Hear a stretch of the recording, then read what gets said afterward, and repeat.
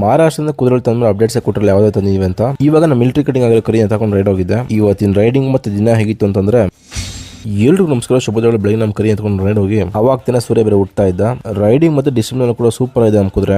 ಒಂದ್ ರೌಂಡ್ ತಿರ್ಗಾಡ್ಕೊಂಡು ಹಂಗೆ ಕೆರೆ ಕಡೆ ಹೋಗಿ ಸ್ವಲ್ಪ ಕುದುರೆಗಳು ನೀರಿಗೆ ಇಳಿಯಲ್ಲ, ನೀರು ಗುಂಡಿ ಕಂಡ್ರೆ ಸ್ವಲ್ಪ ಎದ್ರಕೋತವೆ, ಧೈರ್ಯ ಕೊಟ್ಟು ಮುಂದೆ ಆರಾಮಾಗಿ ನುಗ್ತವೆ. ನೀರಿಗೆ ಇಳಿಸಿ ರೌಂಡ್ ಹಾಕೊಂಡು ಮತ್ತೆ ವಾಪಸ್ ಮನೆ ಕಡೆ ಬಂದ್ ನೋಡ್ರೆ ನಮ್ಮ ಯಶವಂತ ಮತ್ತೆ ಮಂಡ್ಯ ತಂದ ಬಂದಿರೋ ಕುದುರೆ ನೋಡಕ್ಕೆ. ಮಹಾರಾಷ್ಟ್ರದಿಂದ ಬಂದಿರೋ ಕುದುರೆಗಳನ್ನ ಮಾತಾಡ್ಸ್ಕೊಂಡು ನೋಡ್ತಿದ್ರು. ಅವ್ರನ್ನೆಲ್ಲ ಮಾತಾಡಿ ಕಳ್ಸ್ಕೊಡು ಕುದುರೆಗಳು ಫೀಡಿಂಗ್ ಮಾಡಿ ನಮ್ಮ ಹೊಸ ಬ್ಲಡ್ ಲೈನ್ ಮೇರ್ ತೋರಿಸಿದೆ ಹೆಂಗಿದೆ ಅಂತ ನೋಡಿ, ಯಾವ ತರ ಸ್ಟ್ರಕ್ಚರ್ ಇದೆ ಅಂತ.